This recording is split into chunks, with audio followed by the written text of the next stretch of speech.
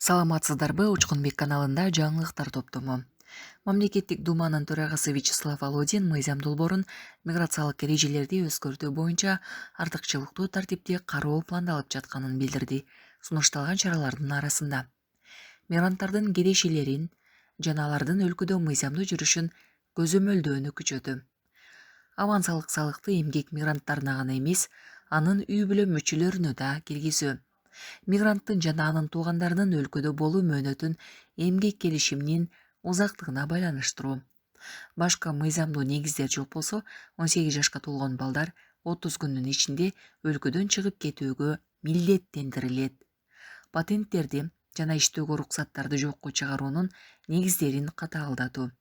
Кирешеси тастыкталбаган же айлыгы төмөн болгон учурда документтерди жокко чыгаруу.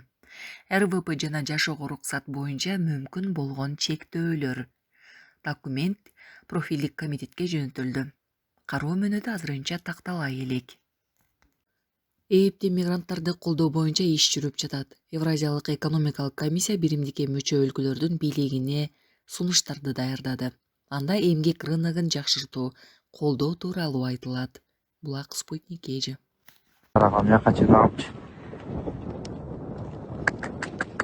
İçinde водитель бар экен да. Бабы учуп калыптыр дейт. Кара Көл шаарында күйүүчү май ташыгын унаа айдоочусу менен кошо күйүп кетти. Бул тууралуу Жалал Абад облустук ички иштер башкармалыгынын басма сөз кызматы билдирди. Маалыматка ылайык окуя 25 февралда болжол менен саат 17:00 чамасында болгон. Анда аталган унаанын айдоочусу Бишкек Ош унаа жолу менен Ош багытын көздөй бара жаткан. Кырсык болгон жерге ыкчам тергөө тобу жөнөтүлгөн. Бишкек Ош унаа жолунун 423 чакырымында карама-каршы тилкеде жүк ташуучу унаа жана ага чиркелген прицеп толугу менен өрттөнүп кеткен.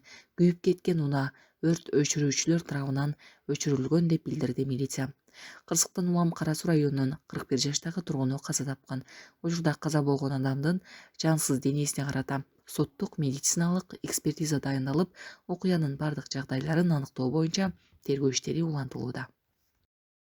Бишкектин Киев көчөсүндө кечээ автобустун катышуусунда жол кырсыгы катталды. Бишкектеги Тоголук молдо жана Киев көчөлөрүнүн кесилишинде жол кырсыгы катталды.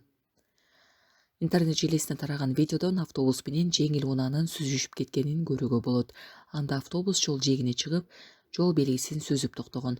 Ал эми жеңил унаанын алды жагы катуу урулган.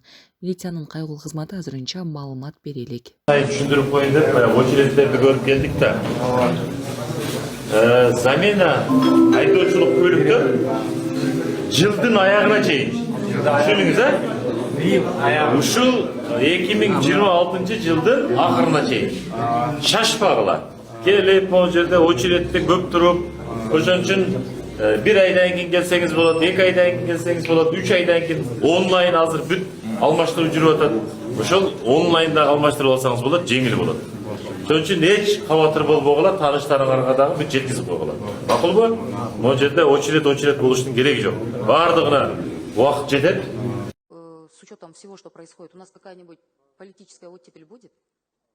Будут пересматриваться какие-то решения?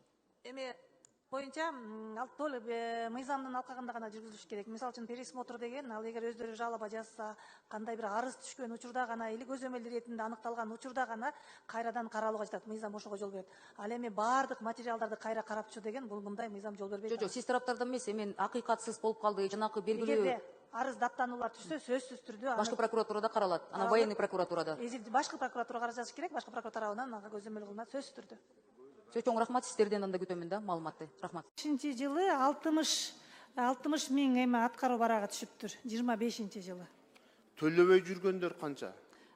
Төлөбөй жүргөндөрү канча эле? 1200 экен, 1200. Эми азыркы учурда 60 миңден ашык экен да, эми туурабы? Ошончо үй бүлө ажырашып кетиптир да, туурабы? Биз эми ошо ажырашууду жоюу багытында дагы бир механизмдерди иштеп чыгышыбыз керек да. Себеби ажырашуу абдан көп экен.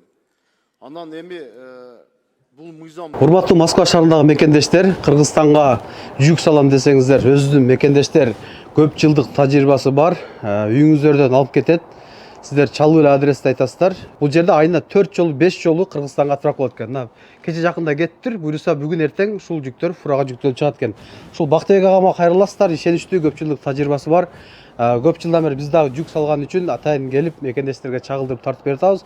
Группа контакттарына бөлүшүңүздөр. Кичине жүктөн баштап чоң жүккө чейин алып барышат. Ушундай холодильниктерди, ушундай айнектерди, көптөгөн көлөмдөгү жүктөрдү ишеничтүү аманатка кыянат кылбай жеткиришет. Баштапкы төлөм жок Россиянын бардык аймагынан 6% менен үй алгыңыз келеби? Айына болгону 50 000 рубльдан жогору төлөп, кыялдагы үйүңүзгө ээ болуңуз. Планета 312 компаниясы сиздин ыңгайыңыз үчүн иштейт. Эгер акча топтоп, кыймылсыз мүлк сатып алгыңыз келсе, өз үйүңүздө жашоону эңсеп жатсаңыз, жакшы инвестиция кылууну ойлосоңуз, же болбосо Россиядан Кыргызстанга акчаңызды көбөйтүп кайткыңыз келсе, биз жардам беребиз.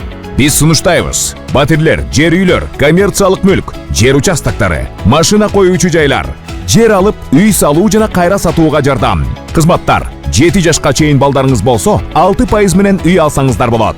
Банктан ипотека алууда одобрение, юридикалык тазалыкты текшерүү, рефинанс кылуу, сатып алуу, сатууда коштоо, страховка жана салык кайтарым, налоговый вычет. Биздин дарек: Волгоградский проспект 28, строение 1, офис 238. Байланыш номерлер: +7926 826 0822, +7965 311 53 51. Планета 312. Биз менен үй алуу мүмкүнчүлүгү ар бир адамга жеткиликтүү. Баштапкы төлөмсүз. Шашылыңыз.